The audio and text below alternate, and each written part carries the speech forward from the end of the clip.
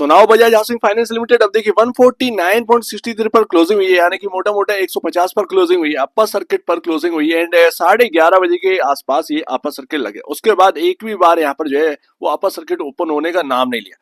Buying strong है।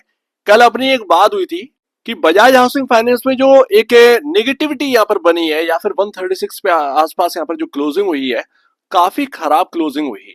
ठीक है, उसमें क्या हुआ कि आईपीओ के टाइम जो अपना बचा कुचा जो होल्ड कर रहे थे, या कह सकते हैं 50% अपना आईपीओ का जो होल्ड कर रहे थे शेयर्स, बाकी बेच चुके थे, तो उनको कल एग्जिट मिल गया होगा। सिंपल सी बात है, कल उनका एग्जिट हो गया होगा, क्योंकि 146 का जो लेवल था वो ब्रेक हो गया था, इवन 140 का लेवल ब्रेक हो गया था।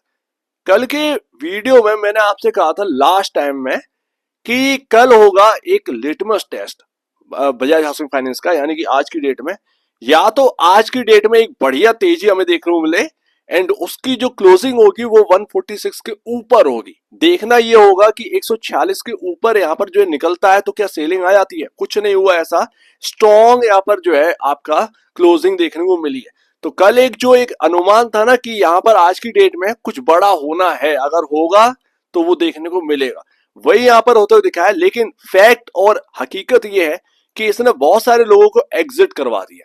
एंड यही मार्केट का काम है, पैनिक जितना बना पाओ उतना बनाकर एग्जिट करवाओ लोगों को। वही चीज यहाँ पर हुई है।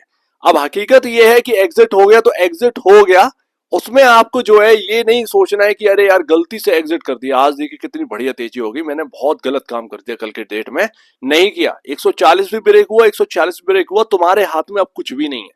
तो ये यहाँ पर ध्यान रखिए, जब हमारे हाथ में कुछ नहीं होता है तो हम उससे फिर दूर ही रहना पड़ता है, सीधी सी बात है। कभी कभार क्या होता है, डिसीजन पलट जाता है, तो उसमें जो है ना अफसोस जताने वाली बात नहीं है। आपके लेवल टूट गए, अब आप बाहर निकलिए। अब जो नए लोग एंटर करे हैं वो देखेंगे क्या करना है क्या नहीं करना है। लेकिन बहुत सारे लोगों ने बचा भी रखा होगा, तो आज वो सोच रहे हो कि अच्छा हुआ कि मैंने कल नहीं बेचा, लेकिन बेचना सही था। मेरा पहला यही कहना है कि जो भी निकल गए ना 140 के टूटते ही, जो बेचकर निकले थे वो सही निकले थे। अब देखिएगा बहुत ही इंटरेस्टिंग होने वाला है बजाज हाउसिंग के अंदर, क्योंकि अगर आप देखें 8 अक्टूबर आज की डेट की जो डिलीवरी क्वांटिटी है वो पिछले कई 4 दिनों से बहुत ही हल्की रही है, जबकि वॉल्यूम इतना ज्यादा नहीं हुआ है। आप देखें तो वॉल्यूम इतना सॉलिड नहीं है। 7 अक्टूबर को यहाँ पर जो है आपके सामने उतना ही वॉल्यूम हुआ, और 8 अक्टूबर को भी आज की डेट में भी उतना ही वॉल्यूम हुआ जितना कल की डेट में हुआ। लेकिन कल के कंपैरिजन जो डिलीवरी क्वांटिटी है वो काफी लो है, 26.4% का ही यहाँ पर जो है डिलीवरी क्वांटिटी यहाँ पर देखने को मिल रही है। तो कोई बहुत ज्यादा एक्साइटमेंट वाली डिलीवरी क्वांटिटी नहीं है, यानी कि जो लेवल टूटे और उसके बाद जो आपका एग्जिट हुआ वो सही एग्जिट हुआ, यहाँ से कुछ भी हो सकता है। और देखिए मैं आपको बताऊं ना कि बजाज हाउसिंग फाइनेंस में ना जो सिनेरियो है वो काफी टिपिकल, काफी क्रिटिकल है। किसी के हाथ में कुछ भी यहाँ पर लगता हुआ नजर आएगा, चाहे वो लॉस हो या फिर गेन हो, ये तो आपको ध्यान में रखना है। अब हम लेवल टू लेवल बात करते हैं, बट वो लेवल टू लेवल जो है ना वो शॉर्ट टर्म वालों के लिए, लॉन्ग टर्म वालों के लिए। लॉन्ग टर्म वालों का काम है कि होल्ड करना, सिंपल सी बात है। लेकिन लॉन्ग टर्म में भी एक स्टॉप लॉस चाहिए होता है। एक बात यहाँ पर याद रखिए, लॉन्ग टर्म में भी स्टॉप लॉस चाहिए होता है। वो स्टॉप लॉस जब टूटता है ना, हट जाना होता है। एंड वही चीज ना 146 जब टूटा एंड 140 भी जब टूट गया, तो वही चीज यहाँ पर होती हुई दिखाई दी। अब देखते हैं यहाँ पर क्या होता है, बट ये देखना होगा कि मैनेजमेंट किस तरीके से जो मार्केट कैप या जो कहते हैं वैल्यूएशन जो है बजाज हाउसिंग फाइनेंस के, उसको मैनेज करने में कितना यहाँ पर जो है ना कारगर रहती है। मतलब ग्रोथ कितनी चाहिए है। एक बात तो क्लियर है कि जो बजाज का जो मैनेजमेंट है वो इस चीज में बहुत काम करता है कि ग्रोथ कैसे मेंटेन करें, वैल्यू कैसे मेंटेन करें। तो इसमें ना मैनेजमेंट का जो Q2 के नंबर्स आने वाले हैं, वो Q2 के नंबर में ये देखना होगा कि कितना ग्रोथ ये ला रहे हैं। महंगे हैं। HSBC ने कल यहाँ पर जो बोला, मैं इसीलिए तो कह रहा कि HSBC की जो रिपोर्ट है वो बकवास है, उसका कोई यहाँ पर ना मतलब नहीं है। क्योंकि हमें सबको पता है आज की डेट में मार्केट में ऐसा कोई है ही नहीं जिसे ये पता ना हो कि बजाज हाउसिंग फाइनेंस महंगा है, सीधी सी बात है। तो जो HSBC बोल रहा है 110 की बात कर रहा है, वो कोई नई बात नहीं है। एंड मैं अभी भी कहता हूं कि अगर कुछ नेगेटिव हुआ ना तो गिरने का स्कोप बहुत है, गिरने का स्टॉक डाउन आने का स्कोप बहुत है। बट फिर भी यहाँ पर जो है ना हर चीज नेगेटिव आप नहीं सोच सकते, क्योंकि आप जो नेगेटिव सोच रहे हैं वो एकदम से नहीं होने वाला। कोई भी स्टॉक अगर गिरता भी है तो एकदम से नहीं गिरता, वो धीरे धीरे धीरे करके डाउन आता है। इतने में तो बहुत सारे लोग कमा कर निकल जाते, समझ रहे हैं ना बात, इस बात को। तो नेगेटिव नहीं होना है, नेगेटिव से पॉजिटिव रहिए, लेकिन जो लोग का एग्जिट हो गया वो कम से कम अपने ऊपर जो है ये चीज ना कहे कि गलत कर दिया है, वो बिल्कुल सही किया, तुम्हारे लेवल ब्रेक हुए, तुम्हें निकलना पड़ेगा, सिंपल सी बात है। एंड अभी ना 10:30 के आसपास का समय हो रहा है, कल के दिन 11 बजे के आसपास हुडको के ऊपर बात करी थी। हुडको में भी मैंने यही कहा था कि अगर ये 203 का लेवल बच गया, 203 202 200 रुपए का लेवल बच गया, तो ये सीधा सीधा यहाँ पर दिखेगा आपको 230 रुपए, क्लोजिंग देखिए कहां पर हुई है, 228 रुपए 95 पैसे। तो ये जितना भी यहाँ पर खेल है ना, ये मार्केट में आप कहें कोई करवा रहा है, नहीं, कोई करवा नहीं रहा है बॉस, ये सारी चीजें आपके चार्ट में विजिबल है। बस फर्क यही है कि आपके समझने का तरीका कैसा है।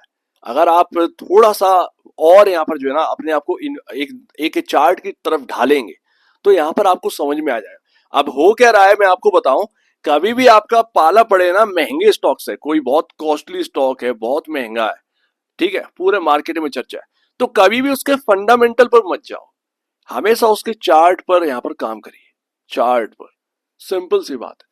क्योंकि फंडामेंटल तो सब समझ गए, ठीक है, महंगा है महंगा है, लेकिन असली चीज जो है वो चार्ट में हो रही है। जब चार्ट समझ में नहीं आता, टेक्निकल समझ में नहीं आता, तो फंडामेंटल पर जाते हैं। तो ये चीज ध्यान रखिए। इससे तो काफी सारे स्टॉक हम लोग कवर कर चुके हैं, तो बजाज हाउसिंग फाइनेंस में अब यही देखना होगा, Q2 इंपॉर्टेंट है ही।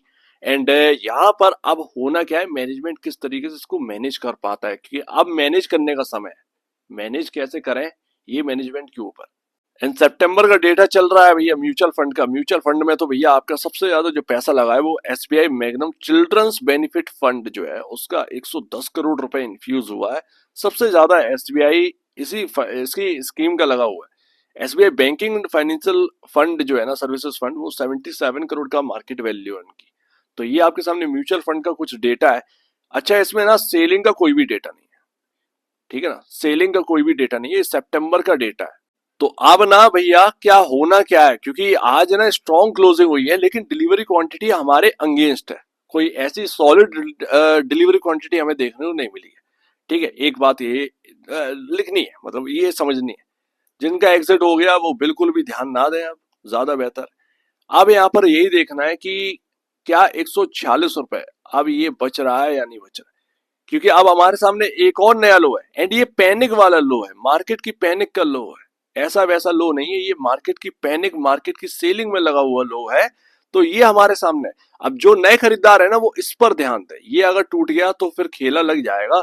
अदरवाइज अभी मोस्ट इंपॉर्टेंट यही होगा कि 140 के ऊपर आप टिके हैं या नहीं, क्योंकि ये 140 ना आपने एक दिन में तोड़ा और नेक्स्ट डे रिकवर कर लिया।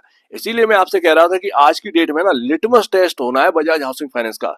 तेजी होगी तो एक अच्छी खासी तेजी होगी, ये नहीं पता था कि 10% की तेजी हो जाएगी, सिंपल सी बात है, अपर सर्किल लग जाएगा, ये किसी को नहीं पता, सीधी सी बात है। बट एक अनुमान यही था कि 140 तक आना है।